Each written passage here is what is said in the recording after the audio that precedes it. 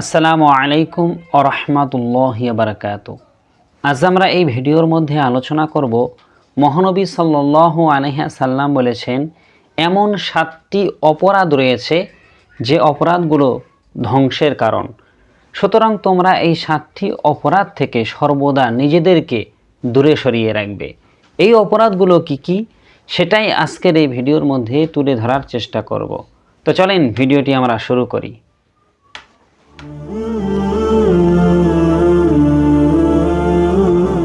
মহানবী সাল্লাল্লাহু আলাইহি সাল্লাম তিনি হাদিসের মধ্যে বলেছেন এমন 7টি অপরাধ রয়েছে যে অপরাধগুলো তোমাদের জন্য ধ্বংসের কারণ। সাহাবীগণ জিজ্ঞাসা করলেন, ইয়া রাসূলুল্লাহ, ইয়া হাবিবাল্লাহ হুজুর, সেই 7টি অপরাধ কি? আমার নবী 1 নম্বরে বলেছিলেন যে আল্লাহর সঙ্গে শরীক স্থাপন করা, আল্লাহর সঙ্গে কারোর অংশীদার স্থাপন করা, এই অপরাধটি তোমাদের জন্য ধ্বংসের কারণ। 2 নম্বরে বলেছিলেন জাদুবিদ্যা অর্জন করা, জাদু দেখানো, ম্যাজিক দেখানো, এটা তোমাদের জন্য ধ্বংসের কারণ। 3 নম্বরে বললেন অন্যায়ভাবে কোনো মানুষকে, কোনো ব্যক্তিকে হত্যা করা। 4 নম্বরে বললেন যে সুদ খাওয়া, অর্থাৎ সুদ থেকে সর্বদা আমরা যেন নিজেদেরকে দূরিয়ে রাখতে পারি, নবী আমাদেরকে সেই আদেশ করেছেন। 5 নম্বরে বললেন যে পিতৃহীন বালকদের অর্থাৎ এতিমদের সম্পদ ভক্ষণ করা হতে নিজেদেরকে সর্বদাই দূরে সরিয়ে রাখবে। 6 নম্বরে বললেন জেহাদ থেকে মুখ ফিরিয়ে নেওয়া, অর্থাৎ আপনি জেহাদের ময়দানে গিয়েছেন, পিঠ দেখিয়ে পিছনে ফিরে আসা, এটা তোমাদের জন্য ধ্বংসের কারণ। আর 7 নম্বরে বললেন যে সতী সাধ্বী রমণীর উপরে মিথ্যা অপবাদ দেওয়া। এখন আমরা এই 7টি অপরাধের বিস্তারিত আলোচনা করব। বিশ্বনবী সাল্লাল্লাহু আলাইহি ওয়াসাল্লাম বলেন আল্লাহর সঙ্গে কারোর অংশীদার স্থাপন করা যাবে না। এক আল্লাহ ছাড়া কোনো ইলাহ নাই, আর এই আল্লাহর সঙ্গে কারো শরীক স্থাপন করা যাবে না। কথায়, কাজে, কর্মে কোনোভাবেই নয়। আমরা কিন্তু দৈনন্দিন কাজের মধ্যে আমাদের যে সমস্ত কথা বলি, এই কথার মধ্যেও আমরা শিরিক করে থাকি। অথচ আল্লাহর নবী অন্য হাদিসের মধ্যে বলেছেন যদি তোমাদেরকে অগ্নিকুণ্ডেও নিক্ষেপ করা হয় তবে তোমরা আল্লাহর সঙ্গে শরিক করবে না। কারণ যে ব্যক্তি আল্লাহর সঙ্গে শিরিক করবে, আল্লাহকে শরিক বানাবে, ওই ব্যক্তি কোনো দিন জান্নাতে যেতে পারবে না।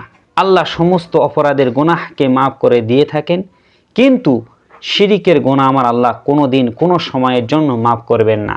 এই জন্য নবী বিশেষ করে বললেন তোমাদেরকে আগুনে নিক্ষেপ করলেও তোমরা আল্লাহর সঙ্গে শরিক করবে না। কিন্তু অন্য জায়গায় কিন্তু রিওয়ায়েত এসেছে যে জীবন বাঁচানোর জন্য অনেক সময় অনেক অপরাধমূলক কাজ করা যায়। যেমন জীবন বাঁচানোটা ফরজ, এই জন্য যদি মিথ্যা কথা বলার প্রয়োজন হয় শুধুমাত্র জীবন বাঁচানোর উদ্দেশ্যে, যে এমন একটি সংকটের মধ্যে আপনি পড়েছেন, যদি আপনি মিথ্যা কথা না বলেন তাহলে আপনার প্রাণ যাবে নিশ্চিত, এমতো অবস্থায় আপনি ওই একটি মাত্র মিথ্যা কথা বলতে পারেন। তবে আল্লাহর কাছে পরবর্তীতে আপনি ক্ষমা চাইবেন। কিন্তু এরকম সময় কিন্তু মিথ্যা কথা বলাও জায়েজ রয়েছে। মানে বিভিন্ন বলা হয়েছে যদি মানে খিদের তাড়নায় আপনি যদি মৃত্যুবরণ করার আশঙ্কা থাকে, জীবন চলে যাওয়ার আশঙ্কা থাকে, এ সময় আপনি শূকরের গোশত ভক্ষণ করতে পারেন।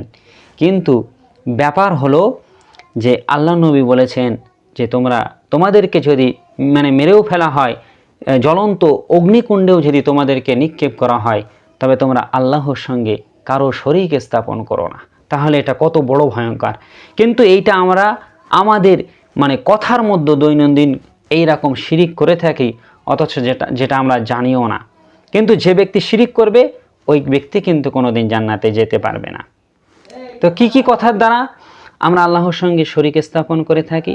অনেক সময় আকাশে বিকট মেঘ করলো, ভীষণ মেঘ করলো, মানুষ বলে থাকে এক্ষুনি পানি আসবে, এই কথাটা বলাও কিন্তু শিরিক। আল্লাহ বিনা মেঘেও তিনি কিন্তু আসমান হতে বৃষ্টি বর্ষণ করার ক্ষমতা রাখেন, আর এটা তিনি করে থাকেন। আমরা অনেক সময় দেখেছি প্রখর রোদ্দুরের মধ্যেও আমার আল্লাহ ঝিমঝিম করে আসমান থেকে বৃষ্টি বর্ষণ করছেন। আপনি মেঘ হওয়ার পরে বৃষ্টি হয়, এটা আমরা সবাই কম বেশি জানি। এই জন্য আমাদের এই সময় বলতে হবে যে আকাশে ভীষণ মেঘ করেছে, সুতরাং বৃষ্টি আসতে পারে। এরকম কথা বলতে হবে, মানে কনফিউজ রাখতে হবে কথার মধ্যে। আপনি নিশ্চিতভাবে কোনো কথা বলবেন না। খবর শুনে অনেক মানুষ খবরের মধ্যে বলেছে ঝড় হতে পারে, আপনি এই সংবাদ শুনে বলছেন যে 26 তারিখ ঝড় হবে, মানে ঝড় হবেই এমন বলছেন। এটা আপনি নিশ্চিতভাবে কীভাবে জানেন যে হবেই? আল্লাহ তো নাও দিতে পারে, সুতরাং এটা শিরিক হবে।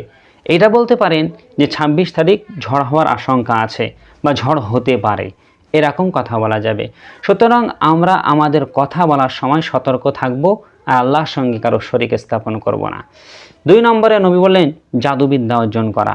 এটা জাহিলিয়াতের জামানায়, যেমন ফেরাউনের সময়ে, ফেরাউনের অনেক মানে সহচররা ছিল যারা জাদুবিদ্যা অর্জন করত, কালোজাদু অর্জন করত, আর এটা অর্জন করতে যে অনেক কুফরি কাজ তারা করে বসত। এই জন্য এই জাদু শিক্ষা করা, জাদু দেখানো ইসলাম শরিয়াতে সম্পূর্ণরূপে এটা হারাম। 3 নম্বরে বললেন অন্যায়ভাবে কাউকে হত্যা করা। আল্লাহ নবী সাল্লাল্লাহু আলাইহি সাল্লাম বলেছেন ইসলাম ওই ব্যক্তি ততক্ষণ পর্যন্ত পরিপূর্ণ মুসলমান হতে পারবে না যতক্ষণ পর্যন্ত সে তার হাত ও জিহ্বা দ্বারা অন্য মানুষকে কষ্ট না দেবে, হাত আর মুখ দ্বারা অন্য মানুষকে কষ্ট না দেবে। তাহলে যেখানে হাত মুখ দ্বারা কষ্ট দেওয়ার কথা বলা হয়েছে, সেখানে যদি আপনি কোনো ব্যক্তিকে অন্যায়ভাবে, কোনো মুমিনকে, কোনো নবীর উম্মাতকে আপনি যদি অন্যায়ভাবে হত্যা করেন, তাহলে এটা কিভাবে জায়েজ হতে পারে? সুতরাং এটা করা যাবে না। সুদ খাওয়া যাবে না, কেননা সুদ গরিবদেরকে, নিঃস্বদেরকে আরও নিঃস্ব বানিয়ে দেয় আর বড়লোকদেরকে আরও বড়লোক করে দেয়। সুতরাং একতরফা মানুষ উপকার ভোগ করে, অপরদিকে মানুষ একতরফা তারা কিন্তু নিঃস্ব হতে হতে একেবারে শেষ হয়ে যায়। সুতরাং সুদ থেকে আল্লাহ নবী সাল্লাল্লাহু আলাইহি ওয়াসাল্লাম দূরে থাকতে বলেছেন, সুদের সাক্ষ্য থেকেও দূরে থাকতে বলেছেন, সুদ দিতেও নিষেধ করেছেন, সুদ নিতেও নিষেধ করেছেন। সুতরাং সুদটা কিন্তু অত্যন্ত কঠোর অপরাধ। তাই নবী হাদিসের মধ্যে বললেন যে এই 7টি অপরাধ তোমাদের জন্য ধ্বংসের কারণ, তার মধ্যে হলো সুদ একটি। বলা হলো যুদ্ধের ময়দান থেকে তোমরা পিছু পা হবে না, অর্থাৎ কাফেরদের সঙ্গে জিহাদ করতে যেয়ে, যুদ্ধ করতে যেয়ে নিয়ত হতে হবে, হয় আমরা ইসলামের জন্য মরব আর নাইলে ইসলামকে বিজয় করব। কিন্তু পিছু পা হওয়া যাবে না, যুদ্ধের ময়দান ছেড়ে পলায়ন করা যাবে না, এটা নিঃসন্দেহে কবিরা গুনাহ। তাই আল্লাহ নবী বললেন যে এই 7টি অপরাধের মধ্যে তিনি কিন্তু যুদ্ধের ময়দান থেকে পিছু মানে পা হওয়ার কথাটাও তিনি উল্লেখ করেছেন।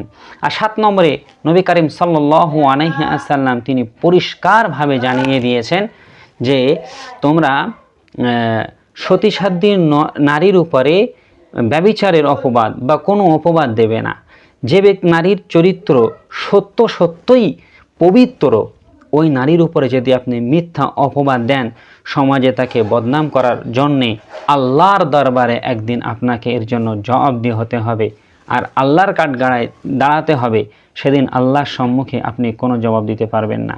সুতরাং আমাদের প্রত্যেকটি মুসলমানের উচিত এই 7টি অপরাধ থেকে নিজেদেরকে দূরে সরিয়ে রাখা এবং এই 7টি অপরাধ থেকে বেঁচে থাকা, তাহলে আমরা ধ্বংসের হাত থেকে বাঁচতে পারবো।